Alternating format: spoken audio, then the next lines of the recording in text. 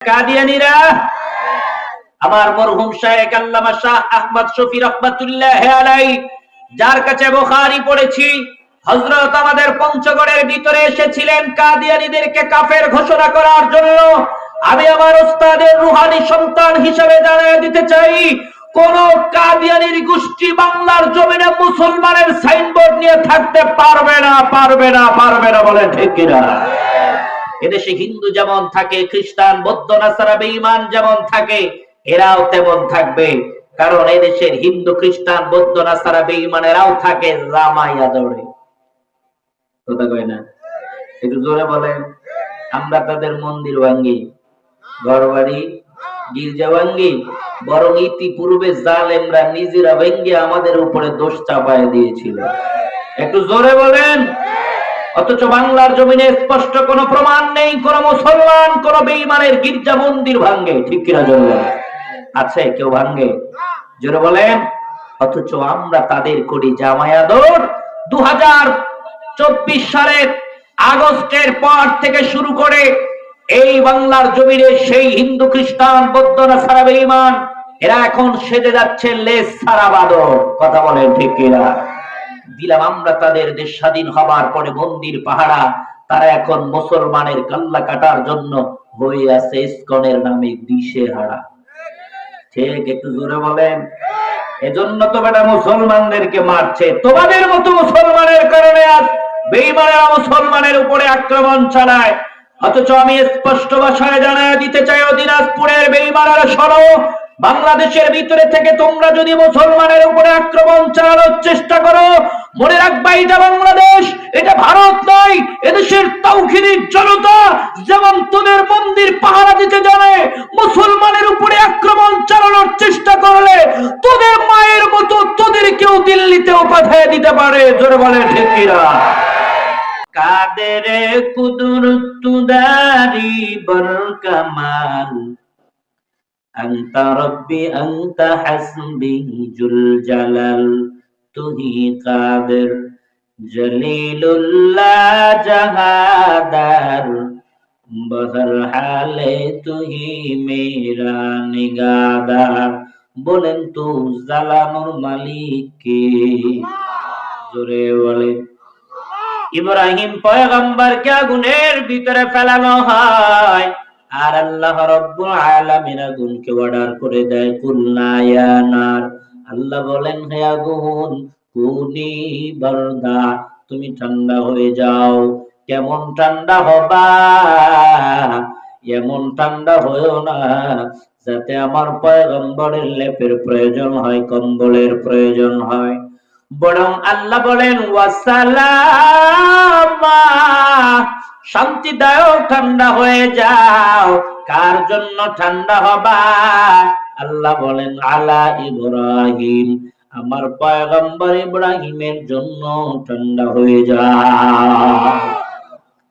আল্লাহ যদি না বলতো আলা ইব্রাহিম, কিয়ামত পর্যন্ত যত মানুষ চুলার ভিতরে আগুন জ্বালাইতো, কোন চুলার ভিতরে আগুন জ্বলতো না, সব আগুনগুলো ঠান্ডা হয়ে যেত। ঠান্ডা। ভাইরা আমার, শুধুমাত্র তাই নয়, এমনকি আমার আপনার পয়গম্বরের দিকেও তাকাও। যেই নবীর জীবনে নবুয়তের আগেও কোনো গুনাহ নাই, পরেও কোনো গুনাহ নাই, ওই নবীকে পর্যন্ত বেঈমানেরা কত নির্যাতন করেছে। তায়েফের ময়দানে নবীজিকে এত কষ্ট দেয়। আম্মা জান আয়েশা সিদ্দিকা রাদিয়াল্লাহু তাআলা আনহা বলে, আমি একদিন দেখি নবীর সিনার ভিতরে শুধু দাগ আর দাগ।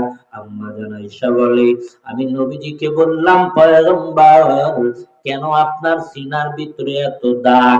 আপনার কি ছোটবেলা বসন্ত কিংবা এমন কোন রোগ হয়েছে কিনা? নবী আমার বলে, আয়েশা না না, ছোটবেলা আমার বসন্ত কিংবা এমন কোন রোগ হয়নি।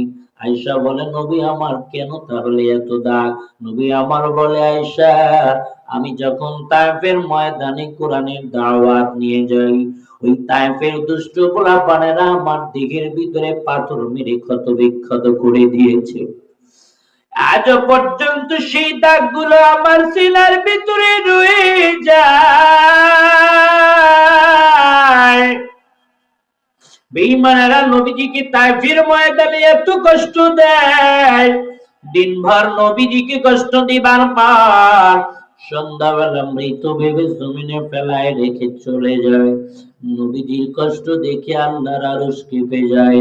আল্লাহ তাআলা জিবরাইল আমিনকে পাঠায়া দেয়, জিবরাইল যাও আমার নবীকে গিয়া জানায়া দাও, নবী আমার যদি চায় ওই তায়েফের দায়িত্বরত ফেরেশতারা পাহাড় দিয়ে চাপ মেরে বেঈমানদেরকে তুলার সাথে মিশায়া দিবে। জিবরাইল আমিন আয়েশা নবীজির সামনে এই কথা কয়। এই কথা শোনার পর আমার আপনার পয়গম্বর দুহাত আল্লাহর দিকে বাড়ায়া চোখের পানি ঝরায়া উম্মতের জন্য কান্দে আর দোয়া করে, আল্লাহ আমার উম্মতের হবে কি, আমার উম্মতের হবে কি। ওরে নবীর উম্মতের দল, ও নওজোয়ান যুবক, আল্লাহর গোলাম, ও পর্দার অন্তরালের মা, নবীজিকে বেঈমানেরা এত কষ্ট দেয়। একজন নারী হবার পরেও নবীজির পথের ভিতরে কাটা বিছায়া দেয়। নবীজির নানির বাড়ি আর ওই নারীর বাড়ি কয়েক হাত পাকাপাকি।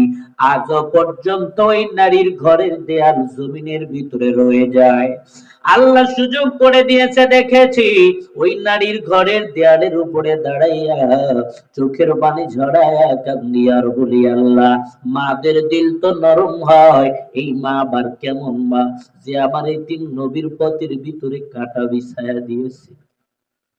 ওই নারীও যেদিন অসুস্থ হয়ে যায়, নবী আমার বিমার পড়ছি করার জন্য তার বাড়ি চলে যায়। সুবহানাল্লাহ, জোরে বলে। আমার ভাইয়েরা বলতেছিলাম, নবীজি জান্নাতে হবার পরে উম্মতের জন্য কত কষ্ট করেছে শোনো। যেই নবীর শরীরে মশা মাছি পর্যন্ত পড়া হারাম, ওই নবীকে পর্যন্ত বেঈমানেরা মসজিদের ভিতরে নবীর গলায় গামছা পেঁচায়া আল্লাহ নবীকে শেষরায় নেয়। নবী আমার কামনে আর বলে, ও কাফেরা, আমার মা নাই, আমার বাবা নাই। এরপরেও বেঈমানেরা পয়গম্বরকে ছাড়ে না। বন্ধু বলতেছিলাম, নিজে বাঁচলে যদি বাবার নাম হইতো, নবী আমার কেন এত কষ্ট করেছে? নিজের জন্য নয়, উম্মতের জন্য কষ্ট করেছে। কথা ঠিক কিনা? সেই নবী আর দুনিয়ার জমিনে নাই। আল্লাহর কোরআনের ভিতরে আল্লাহ তাআলা জানায়া দেন, মা কানা মুহাম্মাদুন আবা আহাদিন মির রিজালিকুম ওয়ালাকিন রাসূলুল্লাহ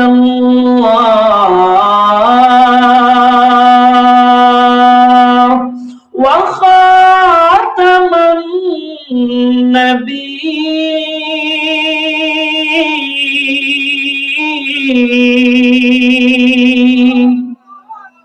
আল্লাহ বলেন, নবী আমার হলো শেষ নবী, নবীর পরে আর কোন নবী জমিনের ভিতরে, জোরে বলেন আসবে, একটু জোরে বলেন, নবীর পরে আর কোন নবী জমিনের ভিতরে আসবে হয়নি। আরো জোরে বলেন, একটু জোরে বলেন, নবীর পরে আর কোন নবী জমিনে আসবে হয়নি। আরো জোরে জোরে বলেন।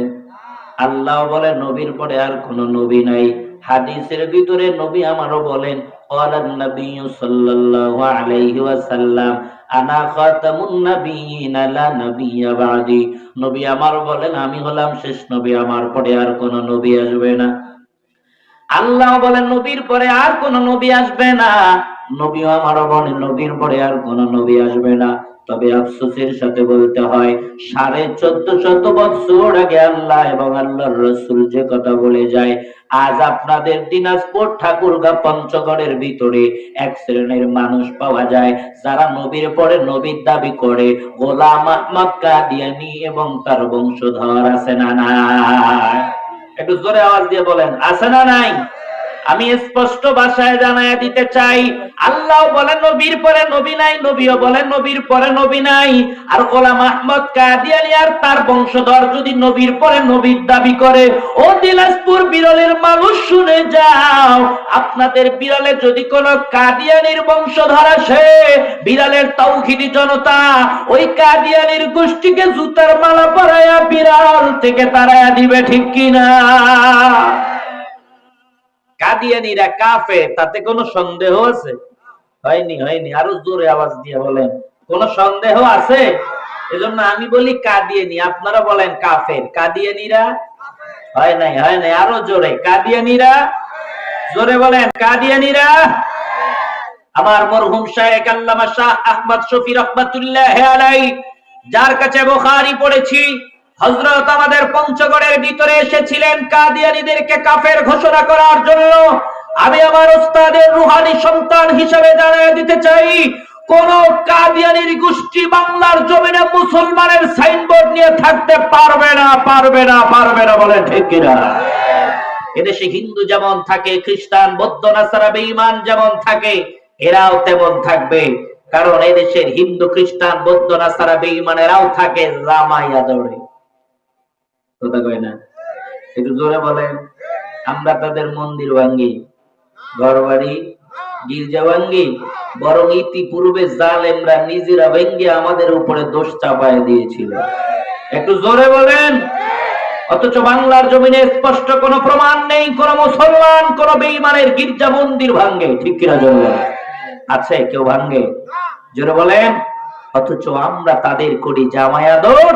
2024 সালের আগস্টের পর থেকে শুরু করে এই বাংলার জমিনে সেই হিন্দু, খ্রিস্টান, বৌদ্ধ, নাসারা, বেঈমান এরা এখন সেজে যাচ্ছে লেজ ছাড়া বাদর। কথা বলেন ঠিক কিনা? দিলাম আমরা তাদের দেশ স্বাধীন হবার পরে মন্দির পাহারা, তারা এখন মুসলমানের কাল্লা কাটার জন্য হয়ে আছে ইসকনের নামে দিশেহারা। ঠিক, একটু জোরে বলেন। এজন্য তো বেটা মুসলমানদেরকে মারছে, তোমাদের মতো মুসলমানের কারণে আজ বেঈমানেরা মুসলমানের উপরে আক্রমণ চালায়। অথচ আমি স্পষ্ট ভাষায় জানায় দিতে চাই, ও দিনাজপুরের বেঈমানেরা শোনো, বাংলাদেশের ভিতরে থেকে তোমরা যদি মুসলমানের উপরে আক্রমণ চালানোর চেষ্টা করো, মনে রাখবা এটা বাংলাদেশ, এটা ভারত নয়।